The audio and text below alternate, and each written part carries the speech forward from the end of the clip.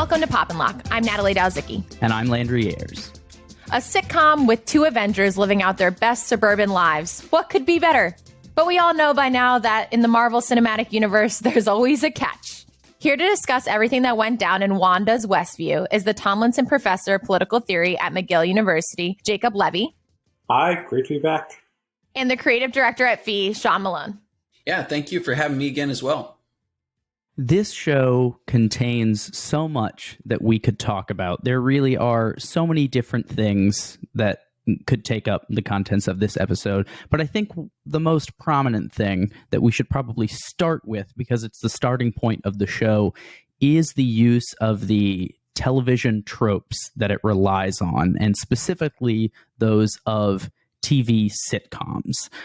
Why do you think that vehicle was chosen by the showrunners to sort of move this story along? I know we have the justification that Wanda, during her childhood, sort of was taking in these dramas with her family, and that pivotal moment sort of was integral to the formation of her trauma. But why do you think that they chose that to be what she touched upon, and that she would glom onto moving forward in dealing with this grief? What does that set of tropes and ideas do for the story? So if I'm the showrunners, I'm thinking of a couple of different things informing that choice. One, and the MCU creators are good about paying some attention to comics history without being simply obedient to it.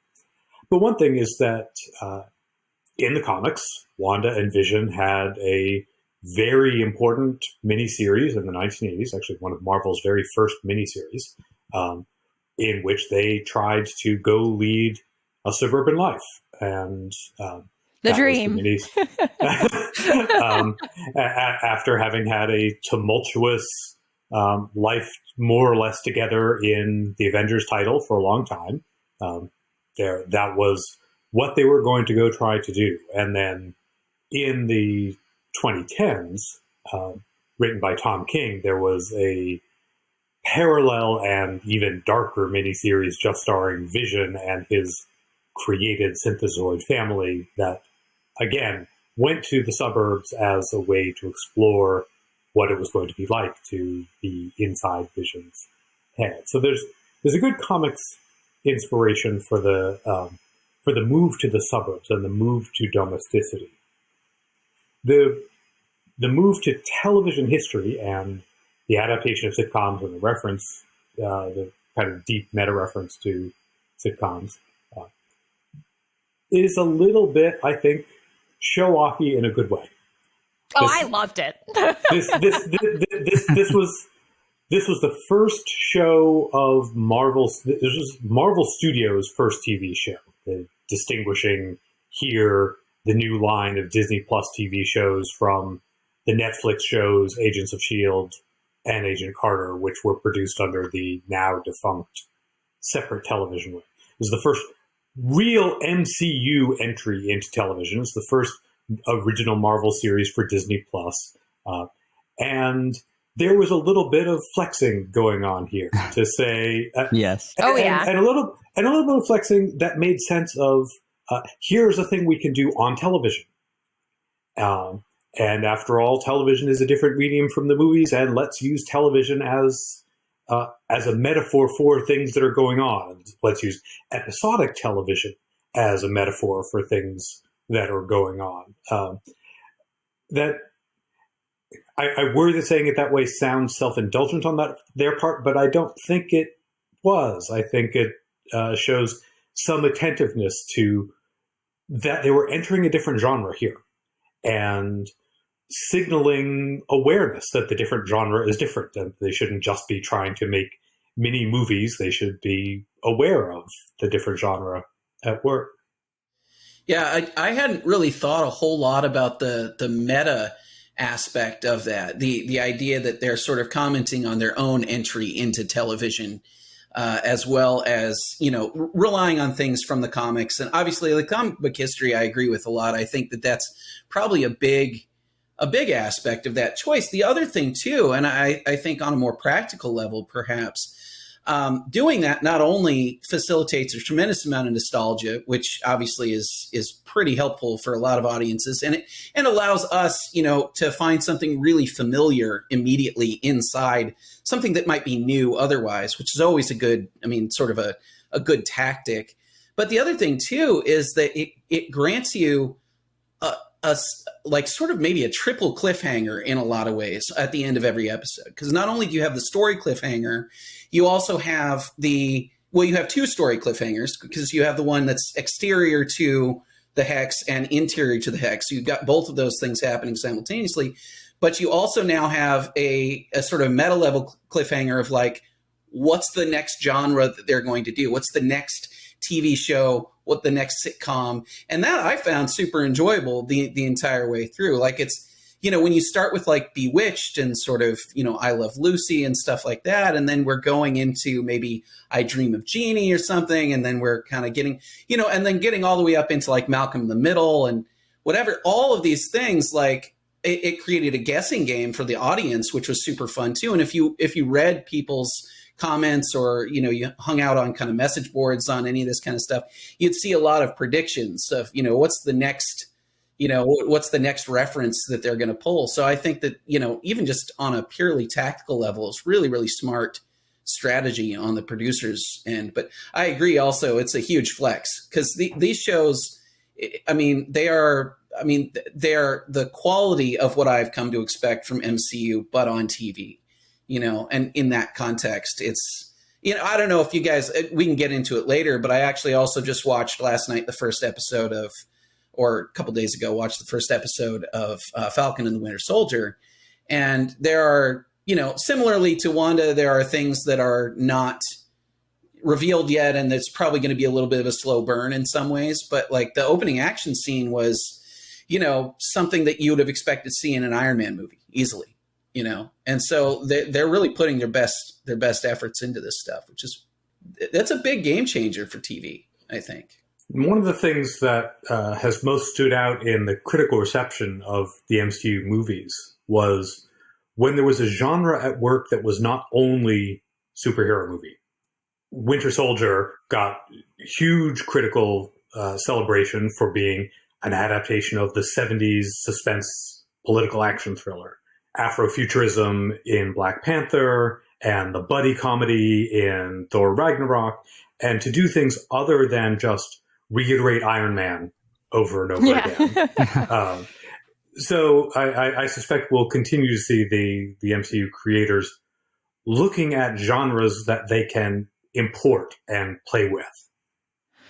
It was also kind of crazy to me, their attention to detail. So like everything from like the intro music to every episode to the ads that they had on those, I guess the first like 5 or 6 got their own ads.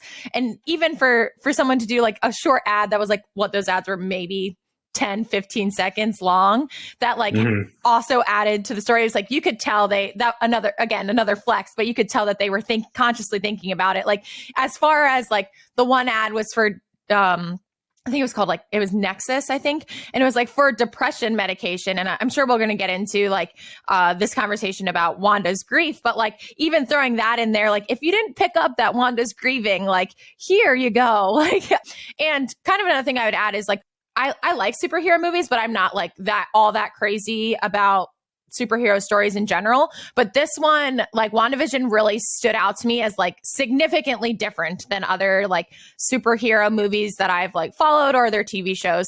And I found it really enjoyable. And I'm wondering to myself if they even got a more unique audience from WandaVision, that like a lot of people probably enjoyed this show solely and I didn't need all that much outside information. It was helpful to have it, but I didn't necessarily need it in order to enjoy everything that was going on in the show. Right. I have not seen a lot of the Marvel Cinematic Universe. I am not one of those devotees that is following every film and going to releases and watching them all the time. I saw the first few Iron Mans. I think I saw Winter Soldier. I might have seen Civil War. If you were to ask me what happened in any of the movies, I would not be able to tell you. I constantly mixed up Infinity War and Endgame and which order that they were in. It was never like my bag of like nerdy thing to watch, but I did enjoy them. And so I went into WandaVision knowing that there is a lot of backstory that informs it and would really allow you to get a much deeper appreciation out of the story than if you went in without knowing anything. But with that, I would say I still got a tremendous amount out of this story just with like researching and sort of figuring out the significance of certain events.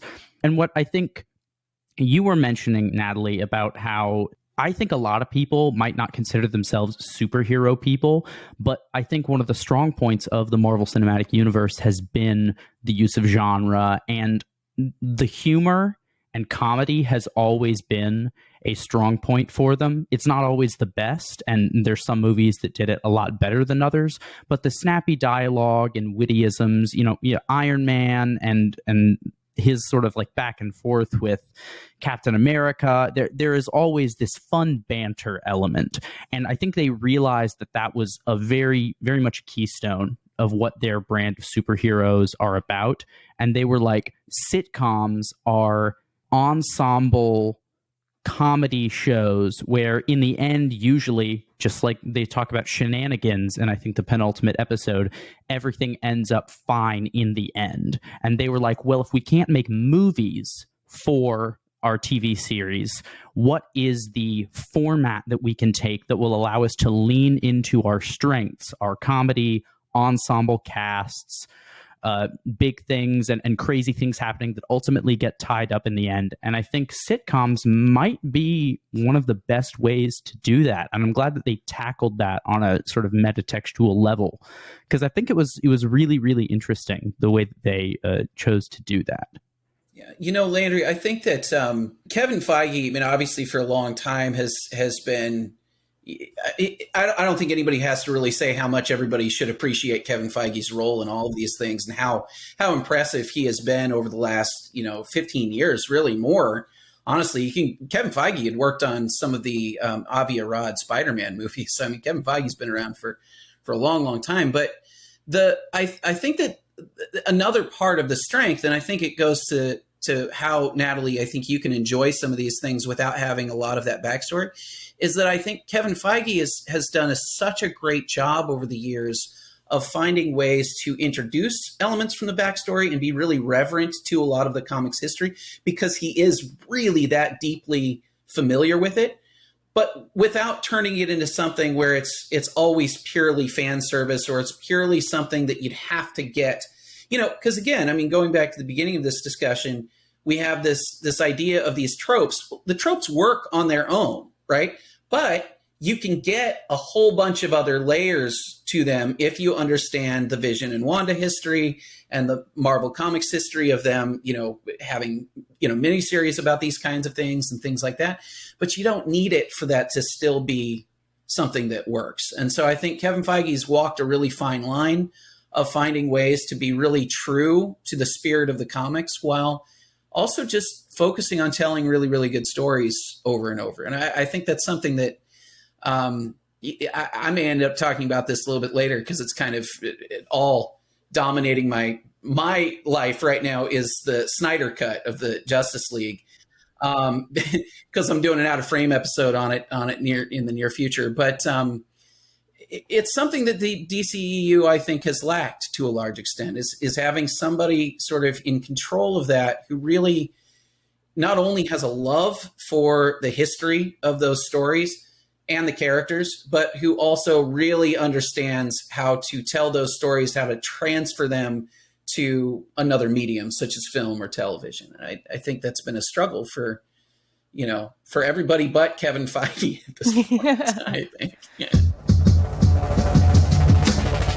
Along that same vein, they do a really good job of transferring the story, like we said, to this medium, but also transferring the story in a way that it's relatable, right? So it's very relatable to the audience. And like so much of this show is about trauma and grief, but even in the beginning, it's not even in your face about it, right? You don't really learn the extent of it, till season or episode 6 or 7, what is actually like deeply going on in Wanda's head. What role do you think grief kind of plays in this story? And also, grief among the other characters that aren't Wanda as well, because we can see them kind of going through different mourning processes as well. I mean, for everyone, this isn't a spoiler, like we all knew Vision was dead, right? So everyone was questioning when they first saw the first trailer for WandaVision, they're like, how are they going to do this? Or so kind of take us through what mourning and grief, what role they play in the show. One thing that I think is interesting about this is how much Wanda's grief was told, not shown. We are when the show begins, we are into her inappropriate, bizarre, superpowered coping mechanism. And late in the show, we see a couple of kind of grand operatic outbursts. But by far the most effective grief scene in the show, and as well as being the most effective in the last long run of MCU things since Infinity War, was Monica Rambeau's return. And her return into the hospital where she had been sitting with her mother 5 years before, the chaos of the return after the blip, after Endgame, and confronting the grief of having lost her mother in the meantime and not having been there to say goodbye to her.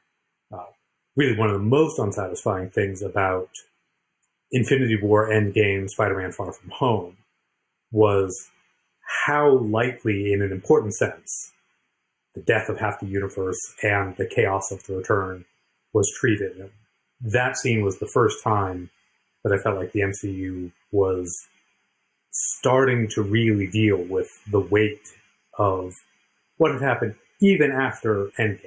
And then I think we were supposed to carry around our sense of Monica's grief. I think Monica's grief became the viewer's entry into what it was that Wanda was feeling that we weren't seeing her in the throes of. Yeah, I think, and it's sort of ignored a lot just because of the movie that it is. I think Ant-Man 2 handled some of that okay, actually. But I agree. I think Endgame in particular it sort of glossed over it. I mean, Endgame had a lot of other issues to deal with, so I appreciate that part of it. But Spider-Man Far From Home, I think, is the real travesty in that sense, because they treated it in a lot of ways as a joke. They had kids who came back to the school and they were just complaining about how unfair it was that their friends were now 21 and they're still 16 or whatever. And those kinds of things are just like, well, that's not, I mean, this is a lot more serious than that. Like, it's not something that you would take that lightly. But I also think one of the reasons why it's smart to have Monica be the one that's visually experiencing that grief is because Wanda's in denial the entire show. I mean, she is the entire world that she created was a escape from that grief. So of course, we're not going to see it. Now, we should talk about it at various points. And also, I like that WandaVision was sort of smart enough to hint at a lot of those little pieces popping up throughout the show, like just weird things that were happening. And by the time you get to Vision questioning all of this stuff and questioning the reality that he's living in and getting to a point where he actually releases his coworker from Wanda's, brainwashing, or however you want to describe that.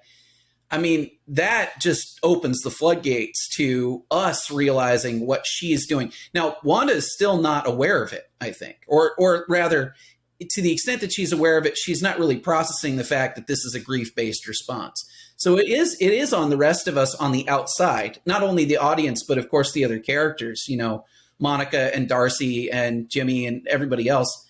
I think it's really important for them to see what it is, but Wanda can't see it until the very end, And I think that's probably why we got a lot of telling and not showing in that context. But And more importantly, why it still works narratively. And it wasn't just a really boring, like you're being hit over the head with exposition a whole bunch, which it didn't feel like to me in general. Yeah. And I also thought it was interesting the way that we found out, like we got more information about Wanda, like what happened to Wanda and why Westview exists.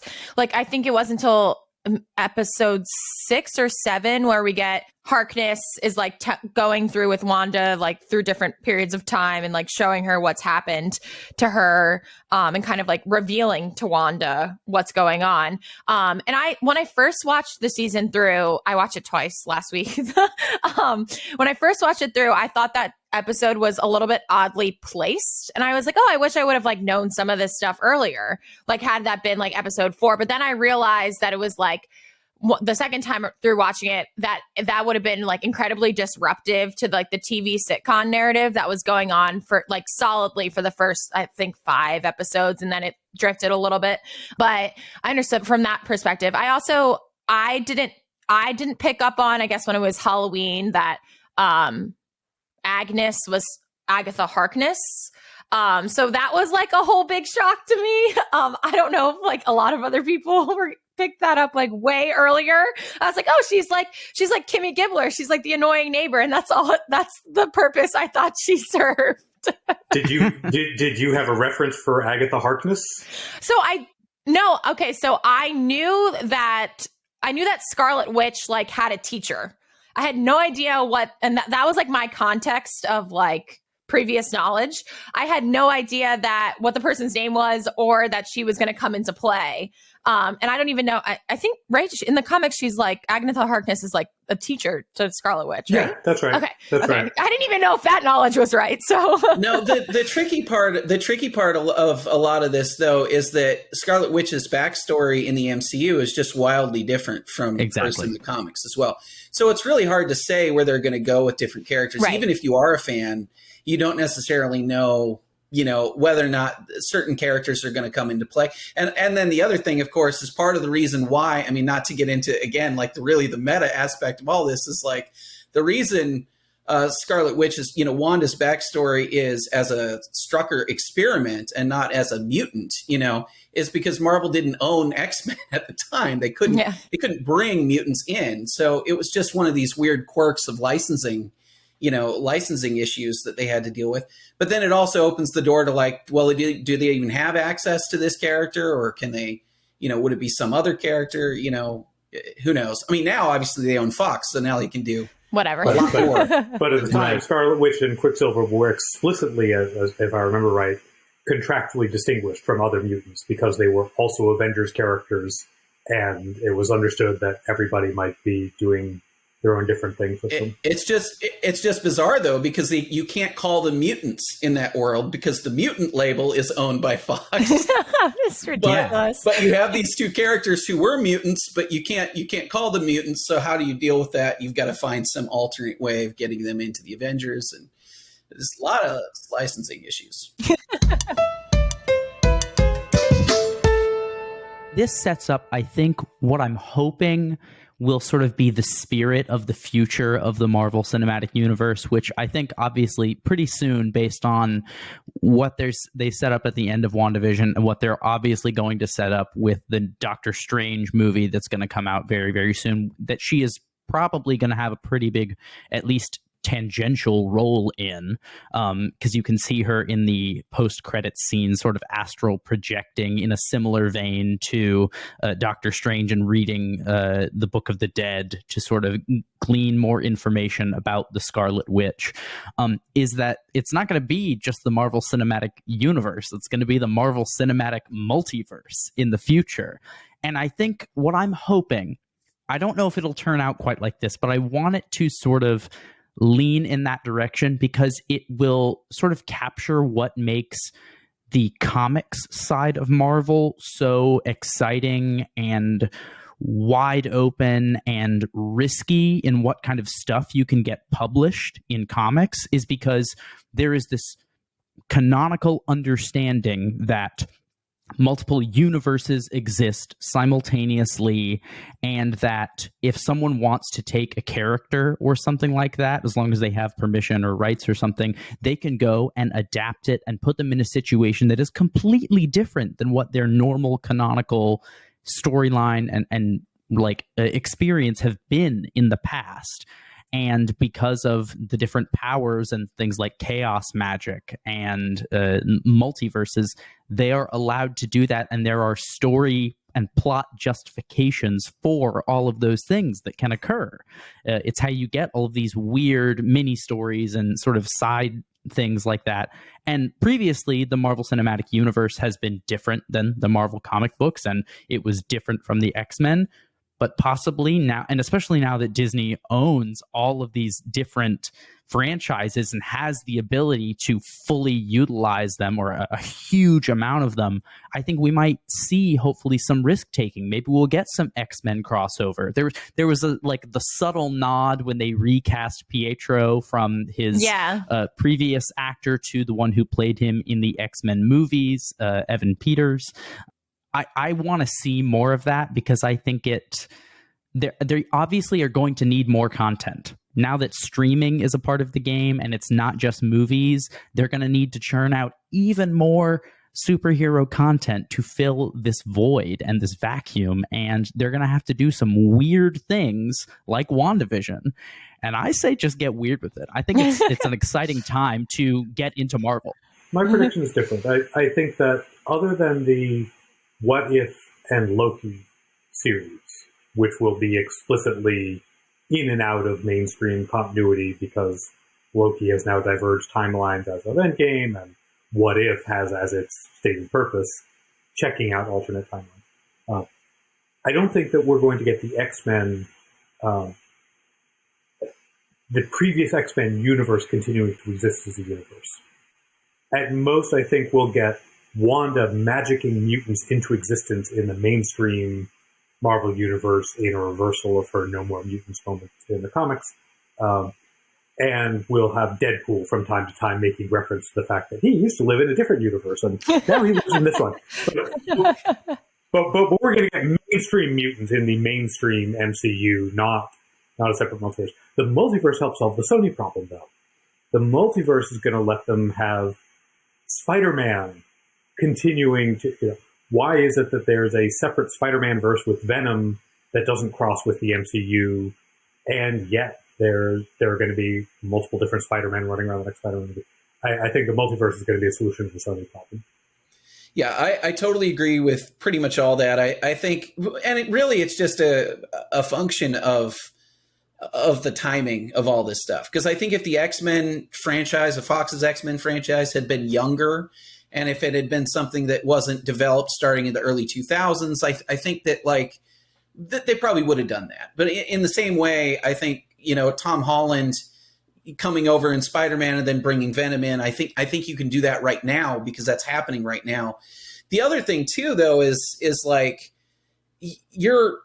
there are so many things you can do with that they don't require you necessarily to bring in the X-Men or whatever. There are tons of other heroes, and there have been some failed attempts at some of these things too. I mean, think about the Inhumans idea that they were going to go down that road at one point and created by the way, I went to the theatrical premiere of the Inhumans TV show because they did one.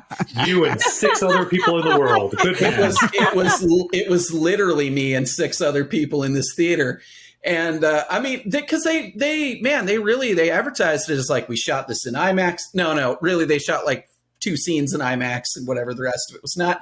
But I mean, Inhumans is a whole territory that you can go with. Obviously, they're going down the road with Secret Invasion and Skrulls and all of the kind of spacefaring stuff that Marvel can get into. They have a huge universe to play with, and I think opening up the multiverse is valuable. But I don't know if it's going to bring us it brought us Evan Peters, but then they kind of walked that back.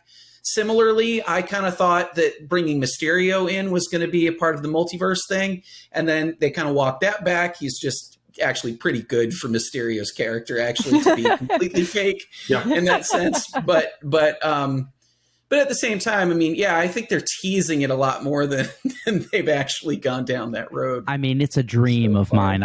It's a hope. I don't have high hopes that Disney is going to give me exactly what I want, but I can dream. And I mean, the Evan Peters cameo, the Evan Peters appearance was just one of the all-time great moments. And even though it was so good, in the end, played with, not fully embraced, it was worth playing with. It was glorious. Yeah. No, it was. And look, I got to say, I mean, again, I'm coming back to the sort of comparison with DC.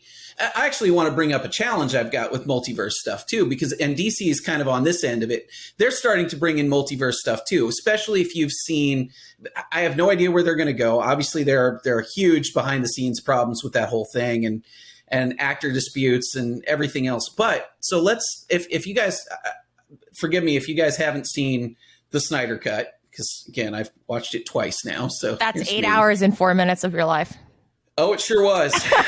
Believe me, I know. Look, I appreciate. I actually think the Snyder Cut. I'm gonna, I'm obviously I'm writing an episode about this, and I'm gonna actually talk about that on another podcast later today. In fact, but I actually like the Snyder Cut a lot better than the original Justice League cut that we got. But one of the things that happens in it is that it actually does open the door in a pretty big way to multiverse stuff for DC. The problem, though, and this gets to my point about this, the what if stories on some of these things, I think there's a danger. Marvel's not in this danger. DC's in this danger currently of taking the what if stories as the A story instead of taking your prime universe and then periodically adding a what if on top of it. The reason this is a danger for DC, and it's always been a problem with the sort of Snyderverse, is you take a character like Superman, who you should establish as somebody who is just unfailingly good and bright and upbeat. And then instead of doing that story in the primary movies in your universe, you're doing stories pulling from a characterization of Superman that are more in line with like the Injustice kind of universe, like the really dark Superman is sort of evil kind of territory. And if you do that without having established your prime universe, your 616 or whatever, Earth Prime kind of stuff, then you end up with the A story being the dark what if version and the B story being what should be the real version. And right. You kind of twist your characters around. Marvel's done a really good job so far, I think, of really staying true to the sort of the core essence of the character, the sort of 616. I'm sorry, that's super nerdy reference, but hopefully people get that a little bit. But like to get some of that kind of that as the primary thing, but doing that, but that's been good because then you can do an alternate story and you can do a crazy timeline where everybody's a, spider pig or whatever, and it's fine, right? but you're not making that your main thing. And I think that the risk that you have with DC is that they're like everything that DC's done, it's too much too quickly in a lot of ways. Instead of building the universe from the core of the characters, they're jumping into some of these alternate stories. Right away with Batman, they started with The Dark Knight Returns, which is not shouldn't be a core canonical Batman story. It's a great Batman story, but it's an old Batman. It's a literally like murderous Batman. It's not the Batman that you want to start with, and yet that's the one that they chose to bring in. So there's a risk there too. I was thinking about this as you were just talking about like staying true to the character and like having your A story and then having side shoots off of that and making sure your A story is like the best one to tell. Throughout watching WandaVision, I was struggling to decide whether or not Wanda is the villain or supposed to be the villain in this story, and whether or not like they didn't address the fact that like she had, tortured all of these people by keeping them in her world. And I guess like that got me thinking while you were talking about like the character's true story, like, so was Wanda supposed to be the villain? And then are we supposed to like feel bad for her because she's going through this like immense grief and can't even like recognize it for herself? And then like it was confusing whether or not Wanda was supposed to be like a hero. So I have one addition to that question in general for this discussion, which is I have long sort of held a theory that increasingly TV and film writers are losing the plot in terms of knowing when somebody's actually a hero or not. So quite a lot of the time. I see people again like talking about the DCU stuff where you see Batman literally murdering people, and you go, you don't think that that's the heroic version of this character, right? Like that's not what this is supposed to be. But I do think that like people, running along the lines of Zack Snyder's and sort of, the J.J. Abrams of the world, which will always kind of go for the visual over the character building part of things.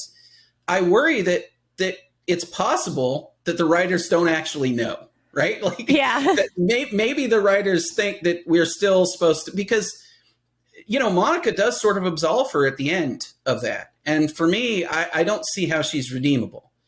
And so that's a really big question. And I want to know, like, if we know she's going to be in Doctor Strange. So does she come into Doctor Strange as somebody who we're not supposed to trust, or do we just ignore all of this and move on? And that's, I think, a big question I've got with where the MCU is going to go. But I don't think she's redeemable at this point. I don't think you can do what she did, especially knowingly, and then still not be, because at first I think you can redeem somebody who literally doesn't know that she's causing this. Once she does know she's causing this, to return people to that state, knowing that it's torturing them, knowing that it's taking away their free will and everything else, I just don't know how you redeem that. And then it's so glossed over at the end, which is super weird. I definitely agree that people lose track of the distinction between a protagonist and a hero, and they will give protagonists unearned moral weight on scales. And the same actions, if committed by a character wearing the other colors, would have been understood as a tremendously evil act. There's also genre stuff that I think they didn't manage the transition with perfectly, or they were a little bit more faithful than we are comfortable with to source material. It's very traditional in genre fiction, including superhero comics, including fantasy and science fiction, for there to be telepathic and mind control powers. And it's extremely rare for the use of telepathic or mind control powers to be treated as being the kind of deeply morally shocking invasion that, of course, it really would be. You get characters just very casually reading each other's minds or engaging in mind control for a joke to make some, not major enemy, but just someone who's kind of in their way, do something silly. And, Xavier and Jean in the X-Men movies certainly use their powers in ways that we're just supposed to treat as, yes, that's their problem-solving device. That's their equivalent of super strength. And sometimes you get a funny laugh because they mind control someone into doing something silly. I think for Wanda to use mind control without it being viewed as a tremendous, irredeemable crime, that's something that could have happened in the comics. And it's just that when they did a good job adapting it to television and gave us good actors and real faces and people to, when they let it be actual characters and they drew our attentions somewhat to the moral cost of what was going on, it makes it harder for us to do the genre thing of sweeping it under the carpet. But then they did the genre thing of having Monica, whose place it isn't to forgive on everyone else's behalf, since she was there for a few hours, and her family wasn't being tortured. For Monica to be doing the forgiving it didn't work. So I'll point out too that take the X-Men movies for example. There are plenty of instances where, and then actually I'll talk about Logan too because I think they're both really relevant here. But like take any of the kind of previous X-Men movies, maybe X-Men 1 or 2, or maybe both. Xavier stops an entire room full of people dead in their tracks. They can't move. The difference, and to your point, Jacob, I think you're absolutely right. Like the comics treat that as just a problem-solving device. This is just something Xavier can do, and it's really impressive, and it's cool, and it's something that his powers are just that big and expansive that he can take down an entire airport, and everybody can just stop in their tracks. I will say there's a distinction for me, though, that like that doesn't seem to hurt anybody. He seems to, other than stopping time for a second, but he stops time for everybody. There are obvious implications to free will and everything else that are a problem for that. But he's not actually torturing them. So they don't physically experience pain. They're not like trying, like at the end of the sequence with Wanda, when somebody comes out and says, if you won't let me go, just kill me. Like that is a level of horror that they touch on in this that like I don't think we've ever gotten in the X-Men stuff until Logan, in which case we do see Xavier as a huge danger to everyone, right? At that point, you understand that he's not just stopping people in their tracks, but he's stopping their hearts. He's stopping their lung function. He's forcing people into tremendous pain, all of those kinds of things. But he's also seen as somebody who is a 90-year-old man who can't control it anymore and a huge danger to everyone, So I think Logan actually deals with that relatively appropriately, only it's not his agency that's doing it. It's just the fact that he's old and can't control his powers anymore. I think when you get into the thing with Wanda, though, it's a lot more terrifying because she's physically torturing people and hurting them, and they experience it that way. It's not just I lost 2 minutes of my life, because Xavier stopped me for a minute, but it's actually I was tortured for months and months on end. That's pretty dark, and it is weird that Monica just sort of goes, "Hey, nobody knows what you've been through." What do you mean? Like lots of us have lost loved ones over the courses of our lives, and we don't suddenly enslave a town as a result. Like that's not the normal response to that. I don't think they handled it entirely successfully, but it is the case that I've now forgotten the actress's name, but when Kitty Foreman from the 70s show says, if you're not going to release us, then kill us, Wanda doesn't return them to it after that. That's her wake-up call to let them go.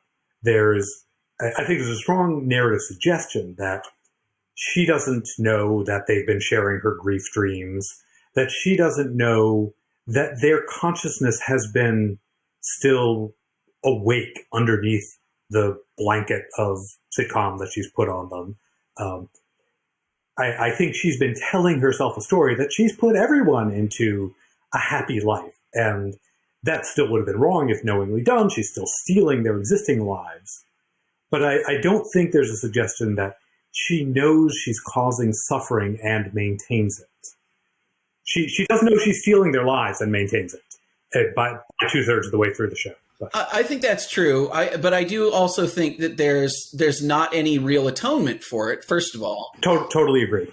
And secondly, she does put the wall back up as things start to unravel for her. Once Vision starts disappearing and all that. So she does make a choice at one point to say that the wall is more important than these people's freedom. So yes, a few of them managed to escape. Most of them perhaps managed to escape at that point, but she does put the wall back up. But again, I think the atonement thing is maybe more than anything else. Yes. It's just kind of the bad part. Yeah. Which is just, she doesn't even seem to really acknowledge, oh, I did a really horrifying thing to a whole lot of people. And then it's kind of treated like, well, they're mad at me. Oh, I don't know. These people are just afraid of me. Well, yeah, of course they're afraid of you. Like why wouldn't they be afraid of you? Yeah. I guess I was left unsatisfied by that like part of the storyline, especially towards the end. Because like again, we get like those 2 ending credit scenes, and I was like, oh, maybe one of these ending credits is gonna like give a hint as to like Wanda feels like terrible for what she's done and like all this stuff. But all we see is Wanda like sitting in a cabin in the mountains, and then she's like reading what's that book called? The Dark Hold. The Dark Hold. Yeah, she's like reading it, and like the way it's shot makes me think, now this is a prediction, that she's like not necessarily going to, like, she's not going to learn from past mistakes, especially as easily as she was just let off. So it makes me think that she's going to turn to be not so good. But I mean, I don't know enough about the Scarlet Witch in general to know if that's like something that will happen. But I was disappointed that maybe we had like 4 times where someone like approached Wanda and was like, you have to let me out of here. Or like our kids, one of the actresses said like, our kids can be friends, that kind of stuff. And it just didn't seem like it gave enough. I would have liked more of it along the way to seem that like, okay, this is actually like a really serious moral problem. where it was just it was more thrown in at like as a second thought type thing. But that's just me personally. Yeah. Well, I totally agree. I think I would have liked to have seen them handle that part of it a lot better. But again, I think it kind of goes back to what I was saying. Like, I'm not actually super convinced that most movie and television writers have a really good handle on these kinds of moral questions. I mean, I give you as evidence the entirety of television on like the modern world. But I mean, because I see that all the time. I mean, even sorry, I keep going back to this, but like I was watching the one review of whose review was I watching? I'm trying to remember who I was watching. Somebody's review of the Justice League movie. Oh, Dan Murrell's from formerly of Screen Junkies. And Dan was talking about the scene where Cyborg in the new cut has powers over, pretty much anything digital, right? And so, or anything technological in nature. So he sees a woman struggling with the ATM. She's at the ATM and she has insufficient funds and she's got a kid there and it's raining and he feels bad for her. So he just materializes $100,000 in her bank account. And he sees, and he does it in kind of a clever way. It shows up on screen, says like, you've won our bank's, best customer award, whatever. It's $100,000, whatever. That's never happened to me. Sad. Yeah, it's never happened to me either, unfortunately. But then he kind of walks away smiling. But to Zack Snyder's credit, Zack's handling this in the context of a whole montage where he's listening to a voiceover of his father talking about how powerful he is and how his abilities are going to allow him access to literally anything. And he can do anything he wants with all of these things, and how he's going to have to make the choice to use those powers one way or another. But the funny thing is I'm listening to the review and Dan Murrell's like, oh, I love that scene because it showed us how much of a good guy he is. And I'm like, okay, so it's not the worst thing he could have done. I think he's creating that money out of nothing. And then we can talk about the Federal Reserve and things like that. but next time on Pop and Lock. Right. Next time on Pop and Lock, let's talk about printing money out of nowhere. So really, he's probably just causing inflation in this context. So it may not be the end of the world in this case. But in reality, like, Dan Murrell's giving him credit for essentially like taking money from the bank and putting it in this woman's account. I mean, that's sort of how we're meant to see it. And he's saying that that's a really good thing, right? That's a positive attribute. I think people miss some of those things because some of those things are a little bit more, complicated. And they don't, like, if on the surface, all you see is somebody doing something nice for somebody who's poor, it's pretty easy to just go, okay, well, that's the good guy. That's his, like, save the cat moment or whatever. But he's not really saving a cat. It's not the same context. So, but it's something that I think we've kind of, like, people really struggle with in general in writing. And I think that may be the case in Wanda as well. Yeah. And the heroes just become more and more nuanced. And their powers become more and more confusing then. They're just more human. I mean, good adaptations at least show some struggle on the part of the people, on the part of the protagonist. So the Netflix TV shows mostly did a good job of at least having the characters be aware of the moral compromises they were making and worrying about them. Dark Knight and Black Panther, in different ways, had some characters calling out the moral choices being made by the protagonists, even if neither of them was entirely successful in answering the argument of the critics. And the movies do end up saying, well, because this person is Team H for hero, ultimately we trust that their choices are the good ones. But at least the scripts allow there to be criticism of it. And of course, the X-Men movies. There are people who still think that, in an important sense, the better of the X-Men movies were always making the argument that Magneto was right. And even in a mediocre X-Men movie like Dark Phoenix, Magneto gets the chance to say, you're always sorry, and there's always a speech, but no one cares, Charles. And there was a lot of audience sympathy, I think, with that moment to say, I know you think you're Team H for hero, but that doesn't mean that your choices are actually good ones. And now for the time in the show where we get to share all of the other things that we've been enjoying with our time at home. This is Locked In. So how about Sean goes first? Yeah, apart from spending a tremendous amount of my life watching the Snyder Cut, I've actually, weirdly, I a lot of times, like, I like to work and put stuff on, you know, and kind of have stuff on. And I've been watching Lucifer on Netflix the last few weeks, and it's kind of interesting. I didn't really know what to expect. It's not the best show that I've ever seen by any stretch of the imagination, but it is kind of interesting, and I think it's particularly interesting in the moral arena because, well, and in the characterization of Lucifer. It's actually based on a Neil Gaiman conception of the character, which I didn't know going in, and which actually explains a lot in terms of how much I actually like it versus what I kind of expected. But one of the things that's really interesting about it is that Lucifer is constantly upset that the world blames him for evil because he is a punisher of evil. And he is not a creator of evil. And I thought that was a pretty interesting take on the character himself. And then, of course, he, you know, he's a weird character and that gets into a lot of like religious metaphors and things like that. And I'm an atheist, so that doesn't really, like, I have to kind of keep up with some of the deeper Catholic stuff that's going on in the show. But but it's interesting, and I've been kind of enjoying it, and it's been sort of a light departure from a lot of the other things I spent my time doing. So it's been good. Last week, I finally had a chance to read a novel that came out a year ago by a friend and former coworker of mine, Salima Nawaz. And it was a novel she'd been researching over the course of the previous 7 years, set against the fictional world of a global pandemic of a novel coronavirus. Wow. Too real. Not funny anymore. That was, it was at the printers. It was getting typeset last February. Wow. They rushed the ebook out for obvious reasons. Oh, I'm sure. They were like, go. Book, yeah, and the physical book came out in August.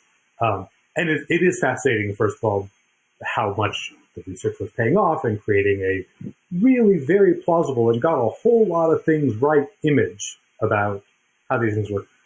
But it's really a human character and relationship novel. It's not fundamentally an apocalypse novel, a disease novel. It's a really lovely work, and I didn't read it over the winter because I wanted some escapism in my fiction, and I wasn't quite ready to read a pandemic novel. And it is in that sense not escapism, and some people might want to wait until it's all after, but it's a really wonderful book, and I recommend it very highly. Oh, Songs for the End of the World. I didn't say the name. I'm sorry. Songs for the End of the World is the name of the novel. So I just finished reading The Invisible Bridge, which was it's a fiction book set in World War II. It's very good. World War II fiction is like my bread and butter for books. I guess that's kind of not really an escape, just more interesting to me. And I watched Yes Day on Netflix. Again, it was just like, it's a comedy. It has Jennifer Garner in it. She's like the strict mom, and she tells her kids that they're going to celebrate Yes Day. It's like a day. She has 3 children, and a day where the mom has to say yes to everything that the kids ask. And her kids range in age from like 2 to like teenager. So it's a really cute movie where they go from like the 2-year-old wants to go to the ice cream store at like 10 a.m. and they do some kind of ice cream. They do like the biggest ice cream you can buy there. And if you eat it all in an hour, like you get it for free type thing. Range to like more like serious family relationship discussion that goes on too. But it was a cute movie, and I like Jennifer Garner. So, and then other than that, I haven't really been watching anything too new besides just keeping up with This Is Us, which is I've been watching for a few years now. And yeah, that's pretty. Oh, shoot, I'm gonna forget. Manifest comes back on, and I've been watching that on NBC. I think it's in its 3rd season now. I thought it was going to get cut because of Corona, because they were cutting all these shows that like only had half a fan base. But that one's like another typical, like a plane leaves and then comes back 5 years later, but everyone on the plane thinks it only was like one short flight. Right. That one. Yeah, it's really good. I enjoy it. More, it's not like Lost where they're like stuck on an island, but they come back to real life and it's suddenly 5 years later. But yeah, that's kind of what I've been up to. I recently I have never owned a PlayStation before until this past week. So proud of you. And I bought my first ever we're a Nintendo family. But I got a PlayStation 4. I am a generation behind because it's easy to get those, and now they're cheaper because everyone's scrambling for the PlayStation 5. So I got a 4 on sale, and I downloaded Red Dead Redemption 2 and have been riding around the vast fictionalized American West as a cowboy, hunting deer and wrangling outlaws and chasing tumbleweeds, and it's just a blast. It's so fun, and it's a beautiful game. If you have not played it, it's like playing a movie. It's just really great. And I'm not a fan of the like Grand Theft Auto games, the other stuff that Rockstar has done before. So there's, obviously there's some questionable moral ambiguity there for a character like that as well. But they lean into that, and that's kind of part of the story and what they're going for. But there's no denying the performances in it and the technical production involved in a game like that is really, really amazing. I also started watching this show. It's a Japanese show on Netflix called Midnight Diner. And then they released a couple other special for Netflix series versions of it called Midnight Diner Tokyo Stories. And it's this sort of weird ensemble story about this little tiny diner in Tokyo where this guy invites all this sort of this revolving door of characters that come in, and he serves them food and he learns about their lives, and sort of drama unfolds. There's bits of magical realism and sort of weird circumstances, and you rarely see the same people twice. But it's kind of moody and very heartbreaking at times, and it's very simple and kind of atmospheric, which I really, really like. So that's been kind of interesting. And special shout out to my Dungeons and Dragons party. We had our 50th session yesterday. Wow. We have been going with So this proud. campaign. Congratulations, man. To keep one going for that long, Yeah. I'm considering it a very big personal accomplishment as a dungeon master. It's on his So- resume now. That is huge. It has been one of the things that has been able to get me through this pandemic, along with my lovely wife, who's also in the Dungeons and Dragons party. So that helps. But yeah, so special shout out to my party. They were gifted a villa. They met the queen. They got their biggest gold reward they've received yet. And the big bad villain also is working on corrupting one of our players who was recently reincarnated. So we'll see where that goes. So very exciting. Thanks for listening. As always, the best way to get more Pop and Lock related content and to connect with us is to follow us on Twitter. You can find us at the handle @PopandLockPod. That's Pop, the letter N, Lock with an E like the philosopher, Pod. Make sure to follow us on Apple Podcasts, Spotify, or wherever you get your podcasts. We look forward to unraveling your favorite show or movie next time. Pop and Lock is produced by me, Landry Ayres, as a project of Libertarianism.org. To learn more, visit us on the web at www.libertarianism.org.